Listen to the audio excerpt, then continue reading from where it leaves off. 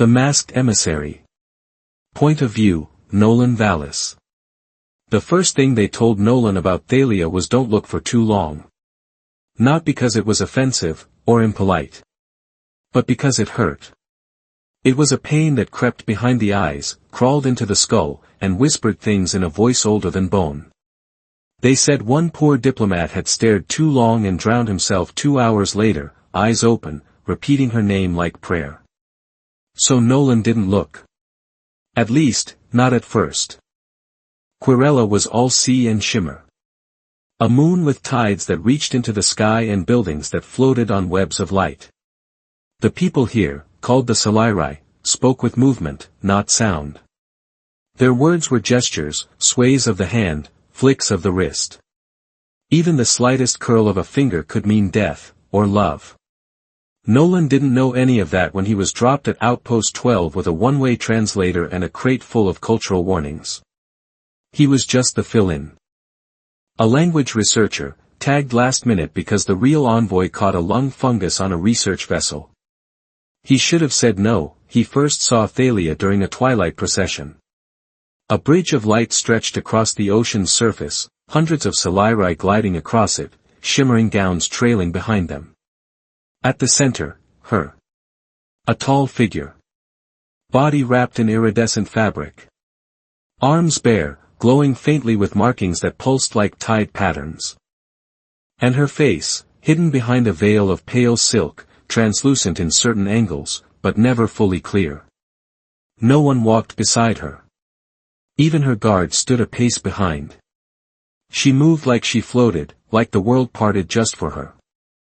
Nolan felt his breath hitch. He looked too long. Pain flared at the base of his skull. It wasn't physical, not exactly. It felt like a memory trying to force its way backward into his mind. Like hearing a lullaby you hadn't learned yet but already feared. He blinked and looked away. But something had already settled. Not a curse. Not madness. Curiosity. Her name is Thalia, Enrique Dahl said the next day. She's a high emissary. Speaks only in movement, doesn't eat in public, and wears that veil for everyone's safety. Nolan sat across from him in the command lounge, datapad in hand. What's behind it? You don't want to know. I do. Enrique looked tired. Like a man who'd been stationed here too long. 3 humans have tried to talk to her without protocol. 1 tried to touch her. None are still in service. The veil protects you more than her. But it's not a weapon. Not intentionally.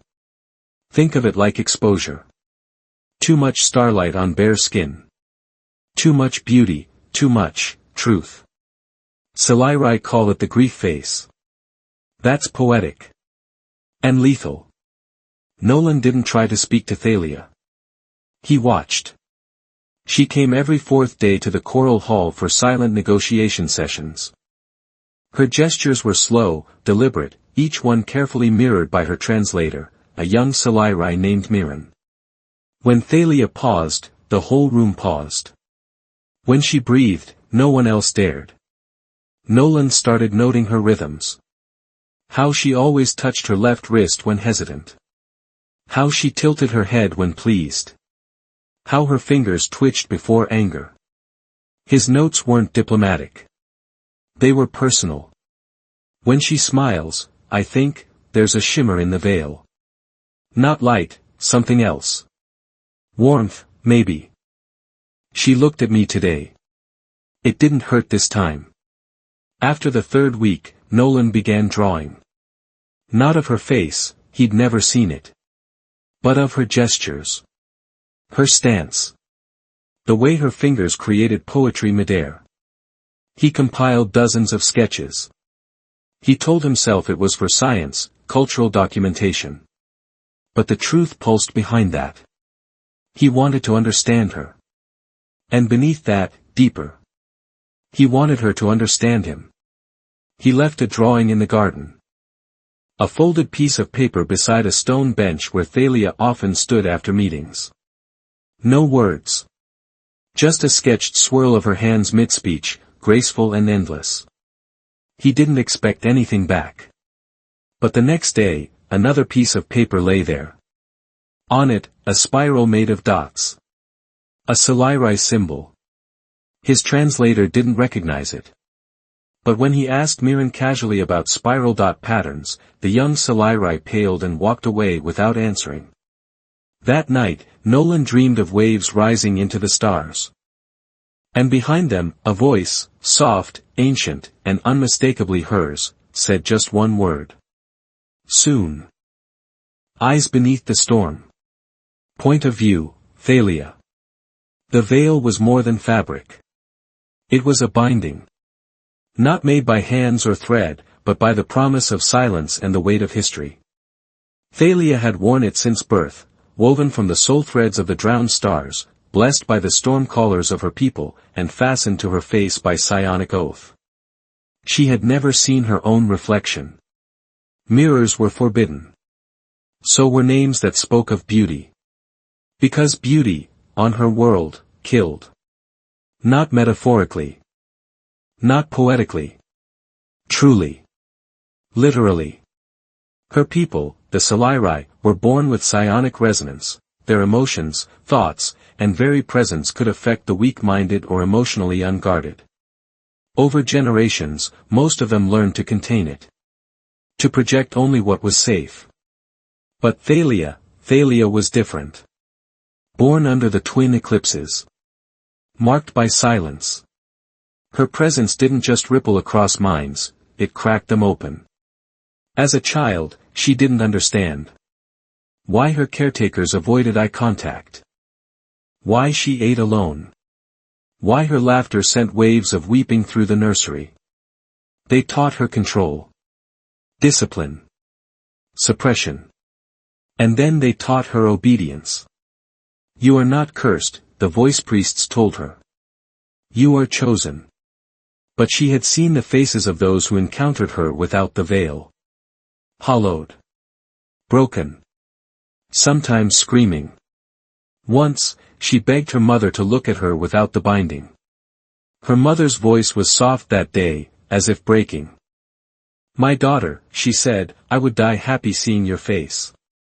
But I would still die. So Thalia never asked again. Decades passed like tides. Rising, falling, and always silent. She became emissary by necessity. The only one with enough psionic presence to push back against the aggression of human thought waves during negotiation. She didn't speak like the others. She didn't need to.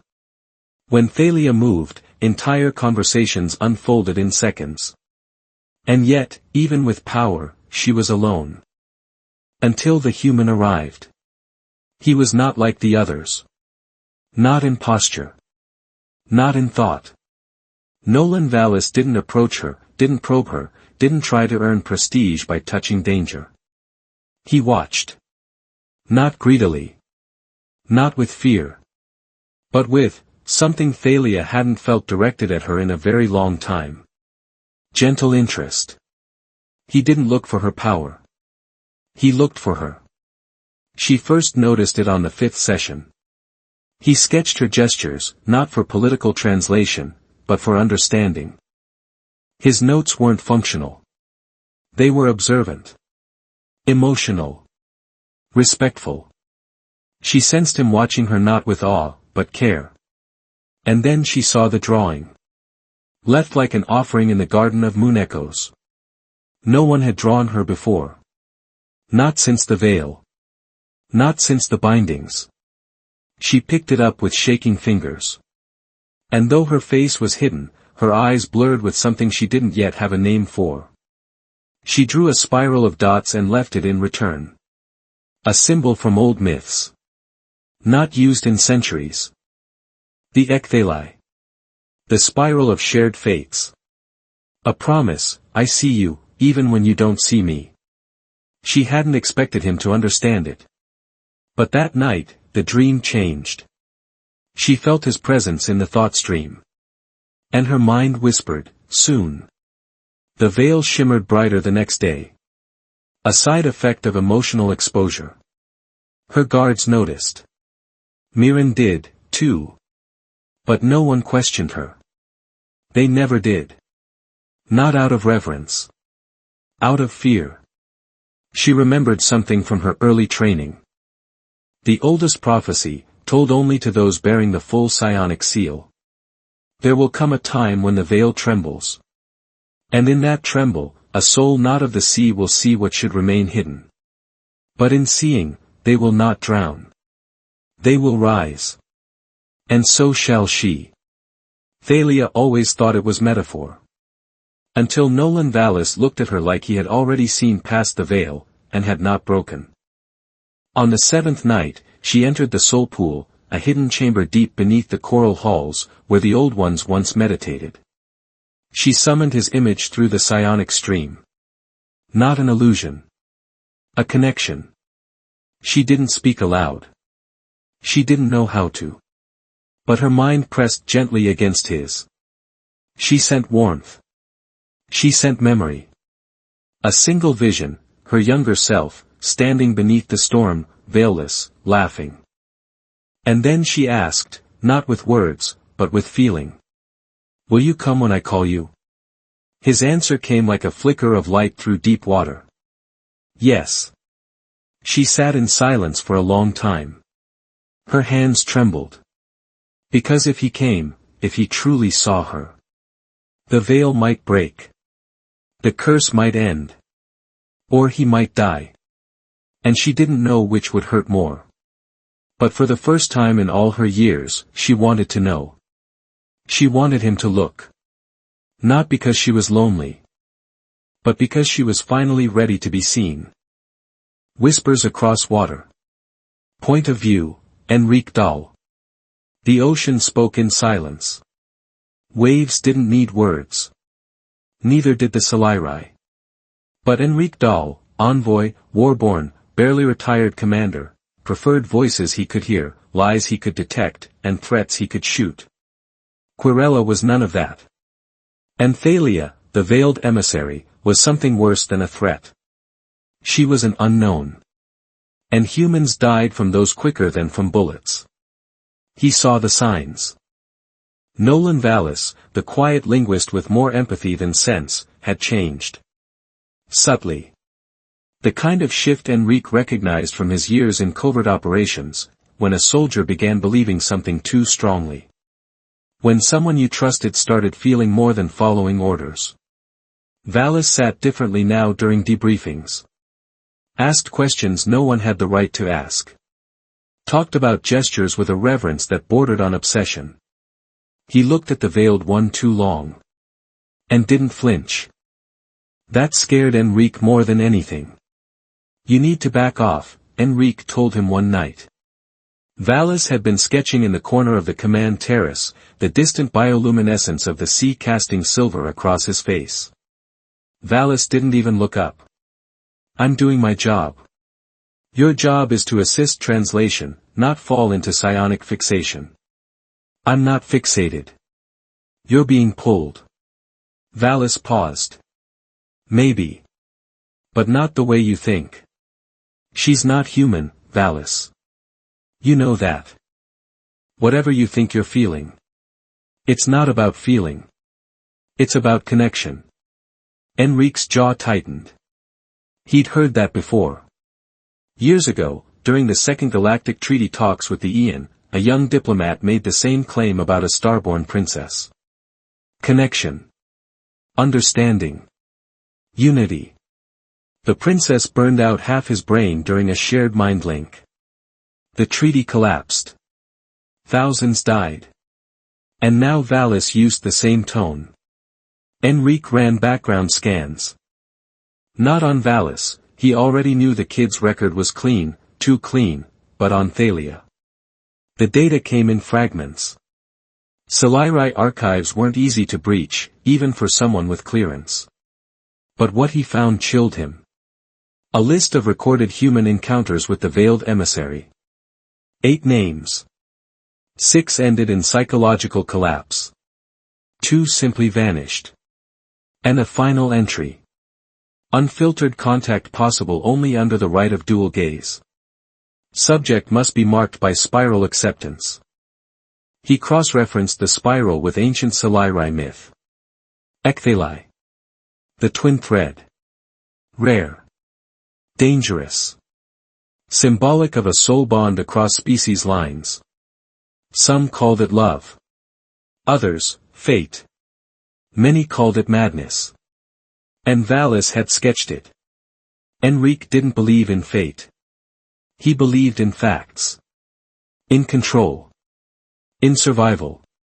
So he did what he always did when things got uncertain. He called in the override.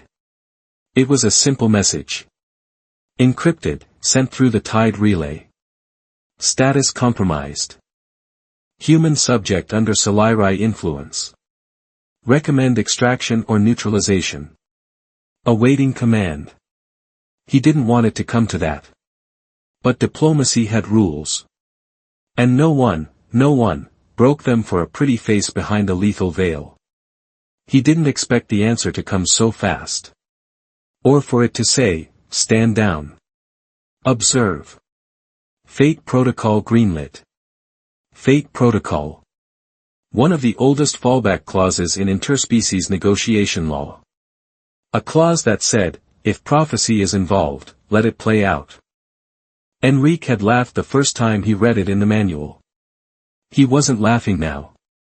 2 nights later, he watched from a hidden perch in the spiral garden as Thalia appeared, moving alone, without guards, veil shimmering like liquid starlight. And Valis met her there. No ceremony. No panic. Just 2 souls drawn by something none of them could stop. They didn't touch. But they stood close. Dangerously close. And then she reached up, slowly, and lifted the veil. Enrique grabbed his weapon on instinct. But what he saw next made him freeze. Valis didn't scream.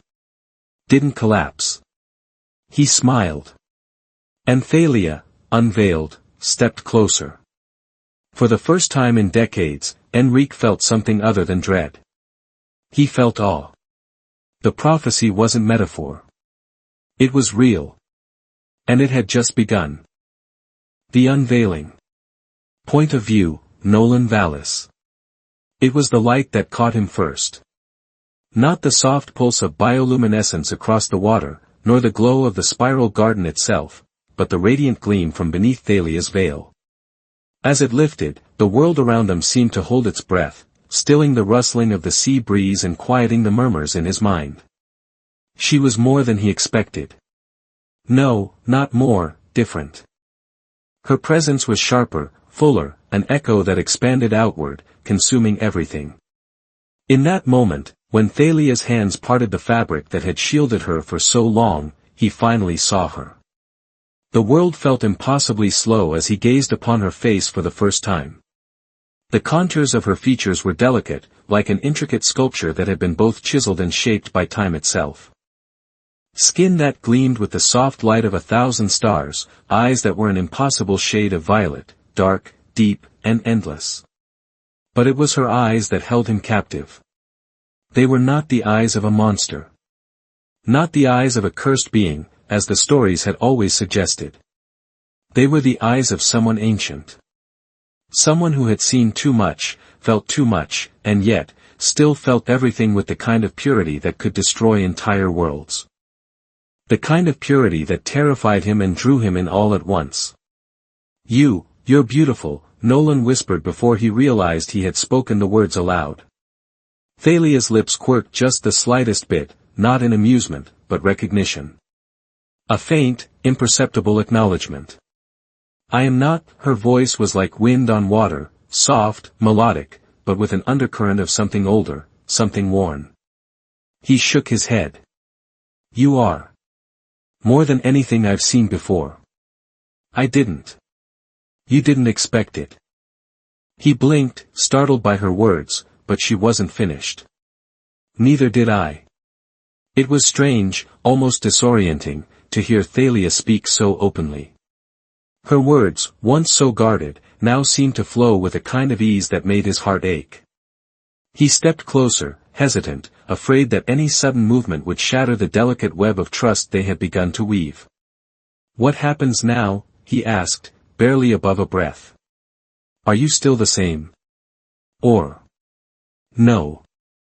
No, I'm not," she answered, and for the first time, he sensed the weight of something greater than her psionic power. A weariness that spoke of centuries of pain, of rejection, of silence. He reached out, almost instinctively, and his hand hovered near her cheek. The space between them felt charged with something unspoken, something neither of them fully understood. Her gaze held his, unwavering. "You are not afraid," she said, more to herself than to him. "Should I be?" Nolan's voice was steady, but inside, his heart was racing. "Everyone who has looked upon me, once the veil is gone, they break," she said, her tone tinged with something like regret, but also something far more ancient. "The humans fear what they cannot understand, and my power is a threat. But you're not a threat to me." Nolan's words were bold, but they felt like a plea at the same time. A plea for her to see what he saw. Thalia closed her eyes, exhaling slowly. When she opened them again, there was a weight to her gaze, a shared understanding, as if she could finally see what he had been too afraid to voice until now. "Why?" she whispered, her voice strained. "Why do you risk everything for me?" "Because you've never given me a reason not to," Nolan said quietly. "Because you're not what everyone says you are. And I don't care about the stories they tell." Her expression softened. For a heartbeat, Thalia seemed to hesitate, as if she were fighting something deep within herself. "I've never been asked for my truth before," she said at last, her voice low, but filled with something else, vulnerability. "Only my silence." Nolan felt the crackling energy between them, the unspoken connection. It wasn't just about her. It was about them. About the worlds they came from, his world of rigid structures and boundaries, her world of storm-touched seas and veiled promises. "Truth," he said, his hand gently brushing against her cheek, fingertips grazing the skin that had been hidden for so long. "Your truth matters. You matter." Her eyes softened, and for the first time, he saw the smallest flicker of something in them, a possibility. A spark of hope. "Then let me show you," she murmured. What happened next was not expected. It wasn't an explosion of power, nor a clash of minds. It wasn't a violent release of psionic energy. It was simply, peace. As if the barrier between them, the one that had separated them for so long, simply dissolved. He felt her presence in a way that made his chest tighten. He didn't just feel her thoughts. He didn't just feel her emotions. He felt her soul, unshielded, unguarded, and so deeply intertwined with his own. It was a bond unlike anything he had ever experienced, a duality. Two hearts, two souls, meeting across the gulf of stars and fate. And for the first time in his life, Nolan realized that this was what he had been searching for all along. Not the endless years of quiet research. Not the status he had tried to build. Not the accolades or the recognition. It was this connection. Thalia pulled away slightly, a flicker of uncertainty in her gaze. "What's happening to us?" she whispered, more to herself than to him. "I don't know," Nolan replied softly, "but it feels like the right thing." "Does it?" she asked, her voice tinged with disbelief. "Yes," he smiled, his heart full. "I've never been more sure of anything." The veil had been lifted. But now, the real test began. The storm's eye. Point of view, Thalia. The storm didn't begin with the wind. It started with a shift. A ripple. A quiet, unnoticed tremor beneath the surface of everything she knew. Thalia hadn't been prepared for this. For the bond that had formed between her and Nolan. For the feeling of home in someone else's presence, something that wasn't just a fleeting comfort, but a deep connection to the core of her being. But the universe, as it always did, had its own plans. They stood there, in the spiral garden, the air heavy with the promise of the storm to come. Thalia's heart raced in rhythm with the pulse of the sea. Nolan's eyes, warm, understanding, held hers with a quiet strength that calmed the storm inside her. Yet even now, she could feel the pressure building. It wasn't just the psionics that had connected them, it was fate. And fate didn't ask for permission. "We can't stop it, can we?" Nolan asked, his voice low, a question that held more than simple curiosity. "No," she replied softly, the weight of inevitability pressing against her chest. "We can't." The reality of their bond wasn't just a simple link between minds, it was a chain. One that tied them together in a way that defied everything she had been taught. Their connection was raw. Unstoppable. It was the very thing that made her dangerous. And now, it would be the thing that tore them apart. They couldn't hide from what was coming. The council had already begun to stir, the murmurs growing louder. Thalia could feel the eyes of the Ancient Ones upon her, the eyes of the Stormcallers who had never once allowed a Salirai to break the sacred bond of silence. Who had kept the veil firmly in place for centuries. They would never allow her to keep her connection to a human. They had made that clear long ago. "They'll come for us," Thalia said quietly, looking away. "And they won't just take me. They'll come for you too." Nolan didn't flinch. "I'm not afraid," he said, his voice steady, his eyes unwavering. Thalia's lips parted, but she had no response. Because, for the first time, she felt something she hadn't dared to feel for so long, hope. Hope that maybe, just maybe, they could stand against the storm. The storm hit like a tidal wave. It came in the form of high-ranking emissaries from the Salirai Council, figures who had once revered her, who now turned their backs in disgust. They brought with them the weight of centuries-old tradition, and with that weight, they carried a single, unmistakable command. Thalia must be isolated. Her bond with the human must be severed. "You cannot change the way of the stars," one of the emissaries, a stern elder named Ron, said. His voice was cold, devoid of compassion. "The veil was created for a reason. Your connection to him threatens the balance of our people." "Our people," Thalia repeated, her voice like ice. "Do you really think this is about our people? This is about control." The council didn't respond. And Nolan, standing beside her, never flinched. He was still by her side. He had promised. "You don't understand," Ron said, his gaze fixed on Nolan with venom. "Humans have no place in the Salirai world. This bond, it will destroy you both." "Then let it destroy us," Nolan said, his voice surprisingly calm, but laced with steel. "Because I would rather die with her than live without." The air thickened, and for a moment, Thalia felt the power of their bond flare in response to his words. It was a raw force, unyielding. It radiated between them, a force that threatened to tear apart the walls of the chamber itself. But it was in that moment that something within Thalia snapped. "No," she whispered, and her voice echoed with power. "No one will tear us apart." The storm didn't stop. It only intensified. She felt the power in her bones, the power of centuries, of generations, of every soul who had worn the veil before her. This was the moment of truth. It was the choice between her people's fear and the love she had never known was possible. With a single thought, she reached out to the psionic link. The connection between her and Nolan, their connection, flared brighter, and in an instant, the power of her people met the force of the human world. The council gasped. Some of them recoiled, stepping back as they realized what was happening. But Thalia, for the first time in her life, embraced the storm.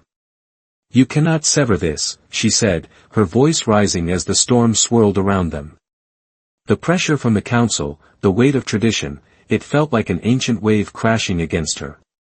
But she stood firm. The connection with Nolan grounded her, a tether that reminded her that she was no longer alone. They tried to force her. To break her. But Thalia was no longer a prisoner.